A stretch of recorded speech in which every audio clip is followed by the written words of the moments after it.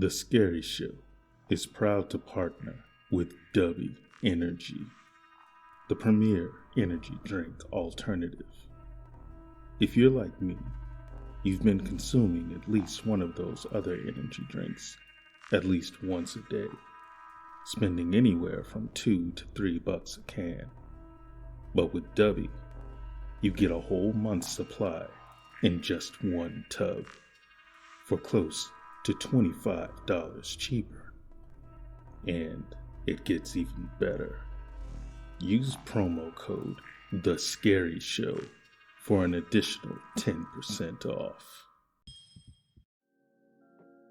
Hey, how's it?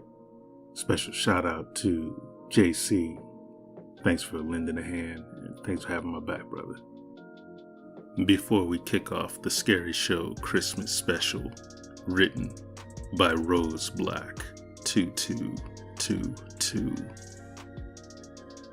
I want to take this opportunity to give some shout outs to some very special people.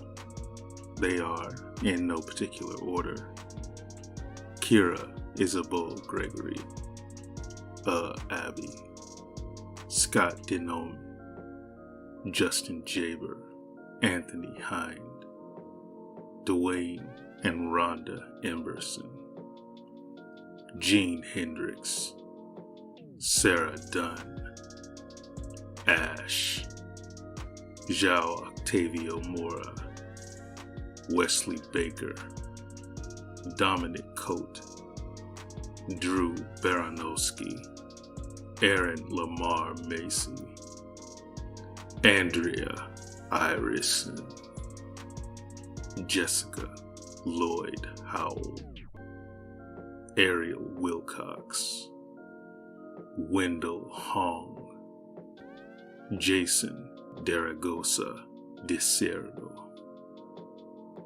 Angela Thide, Howard Chan, Eric Fredrickson, Kathia Taser, Mary Doffinger, Eva Teresa, Miranda Lorraine, and Justin T. Ord. Mahalo to the Crazy Eight. Your thank you videos are on the way. And now, tonight's scary. The Gingerbread Man, featuring special guest voice actors Take This, You Earned It, Asher Black 74, Stud VA, and The Scary Show. This time of year reminds me of some really weird and scary shit that happened to me and my friend during the winter break of our senior year in high school. We worked part-time at a local bakery. Although it didn't pay much, it did give us some spending money. Our store was assigned to bake something for our town's Christmas parade. Our boss, Harold, was ecstatic about this. Harry, Tim, we're going to put 100% into this. It has to be perfect, he said. Alright, what exactly do you have in mind for us to make? Tim replied. I'm glad you asked. Take a look at this, he said, while pointing to a gingerbread man recipe in an old cookbook. No offense, but isn't this kind of basic? I asked. Harold scoffed. This recipe isn't for any ordinary gingerbread man. This is for a giant gingerbread man.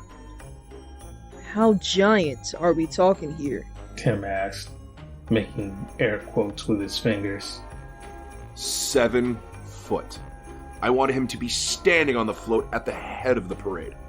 Sure, that sounds easy enough. It took over a week of preparation, but we managed to bake the gingerbread man in our industrial-sized oven. When we finished the job, Harold thanked us profusely, and he gave us the weekend off. I was looking forward to a weekend of gorging myself on junk food and playing games without having to worry about school or work. This was short-lived, however. A few hours into playing Fallout 3, I got a call. Hey, sorry to bother you. I was wondering if you got a call from Harold? Tim asked. I got one from him just now, and I tried to answer, but he hung up before I could. So what? He probably pocket dialed you or something. I said. I don't know. What if something happened with the gingerbread man, and he needs us? I sighed. Aren't you jumping to conclusions? Maybe. Let's say it has. If that's the case, he might end up calling us back in anyway. Do you really want to deal with him in his sulky mood? He wasn't wrong. Harold was nice enough. His only flaw was getting super disappointed when something major went wrong. I thought back to the time we messed up on a wedding cake order, and he barely spoke to anyone for a week. He got over it eventually. Man, was it depressing to see him like that, though. Fine. We'll go and check. But if nothing's wrong, you'll bring me back home. Got it? Will do. See you in a few minutes. It was after 11 when we arrived. Sure enough, Harold's car was still there. Tim looked at me with a smug smile. Shut up. We don't even know if something's gone wrong yet. See He anything? asked as we looked through the store window. No. Think he's in the back? He could be. Let's see if the door is unlocked. Tim said, reaching for the door handle. Sure enough, it was unlocked. Nothing seemed out of the ordinary until we noticed the scent wafting through the shop. Did you smell that? I asked. It smells like someone baked pork roast in it. Tim looked incredulous. At a bakery? We exchanged a look, then dashed to the back. The industrial oven was on and smoke billowed out of it. Someone tied it shut, quickly. I turned it off, while Tim untied the ropes, then yanked it open. A black and charred body fell out, even though he was horribly disfigured. We knew it was Harold. We both threw up on the spot. Jesus fucking Christ! I yelled. How did this happen? Tim asked, panicking. We have to call the police! There's been a murder here! Where's the gingerbread man? Who gives a flying fuck about a gingerbread man? Our boss was roasted alive, and whoever did this to him may still be here. When we heard someone coming from the storage area, we realized that making a lot of noise probably wasn't a good idea. We tried to make our way to the exit, but as we did so, a tall figure got in front of us, decked in decorative green and red frosting and gumdrops for buttons. It was the gingerbread man. What in the fuck? Tim asked softly. Run! Run as fast as you can! I'll always catch you! I'm the gingerbread man! It said in a high-pitched, raspy voice. It's close enough! Now you two will do exactly as I say! Otherwise, you'll meet the same fate as him! The gingerbread man said, pointing to Harold. So you were the one who killed him, you bastard! Tim growled at him, grabbing a rolling pin. Come on, Harry. This asshole is just a giant cookie. We can take him! I grabbed a broom that was resting by the counter. Tim and I rushed him. We didn't count on his fast agility and reflexes. He easily disarmed Tim and hit him across the face with the rolling pin. The gingerbread man then attempted to do the same thing to me. Luckily, I was able to block the attack in time with the broom handle. However, that didn't keep him from punching me in the gut. I doubled over, gasping for air. Then he picked us up by our shirts and threw us against the wall. How is this all happening? Tim groaned as we slumped to the floor. That question was soon answered when a book fell from atop one of the cabinets and in my lap. We looked at it and saw that it was some kind of occult book. There were various runes scribed on the cover and a bookmark sticking out of it. I turned to the page and marked and found the gingerbread man recipe that we had used. What the hell was Harold into? I asked. More than you know. He wanted the float to be perfect by any means necessary. He thought he could control me. Oh, how wrong he was. Don't worry though, you'll both be joining him soon, which means I'll be free. We attempted to stand, but he threatened us with the rolling pin. Tim was already bleeding from the last blow he took, and I didn't want to see him injured further. Can't you let us go? Even if we tell someone, who would believe us? I pleaded. You think I will go through all this trouble if it were that simple? Oh, no.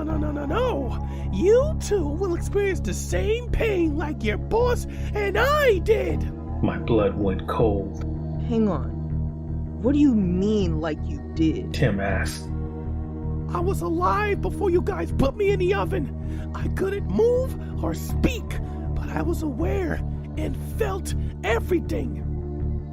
Do you know how it feels to spend 3 hours in a 444-degree oven? Do you? Well, now you will. He began to walk toward us. Quick, Tim, look through the book. Maybe there's something in there that can stop him. He frantically flipped through it and said, There's nothing in this recipe, and I can't read these symbols. The gingerbread knocked the book out of his hands. He beat us with the rolling pin until we were too sore to move. Then he opened the walk-in oven and threw us inside. It was only after he tied the lock with the ropes that we were able to move again. So this is how it ends. Beat up by an evil gingerbread man with a rolling pin, then baked alive in an oven, I said.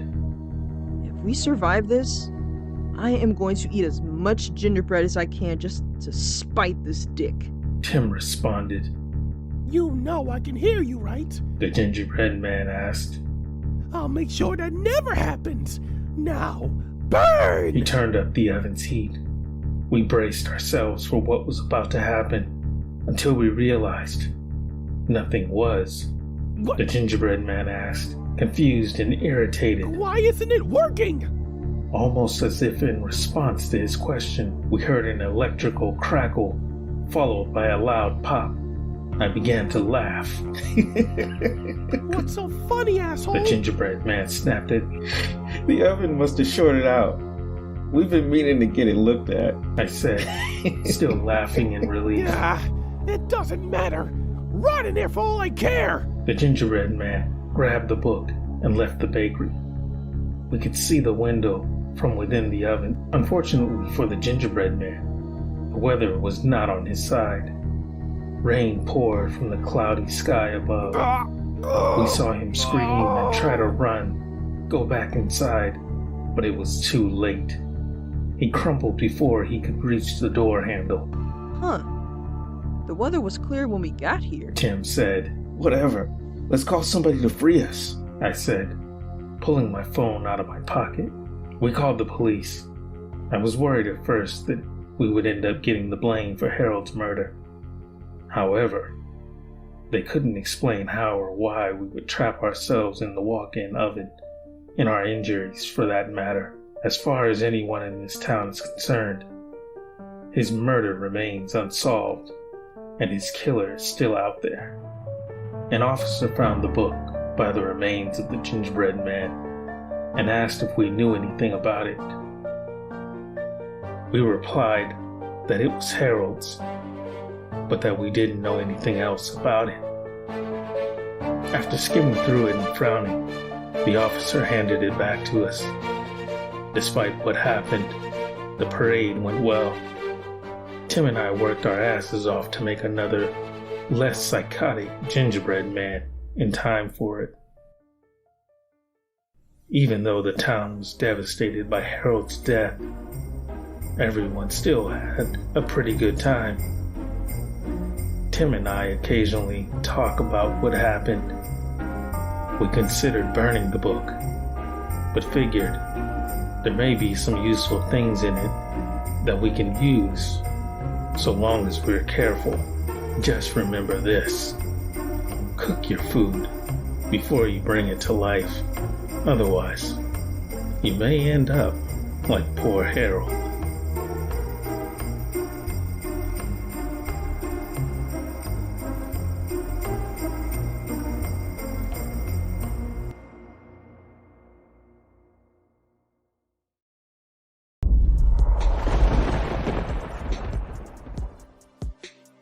Subscribe,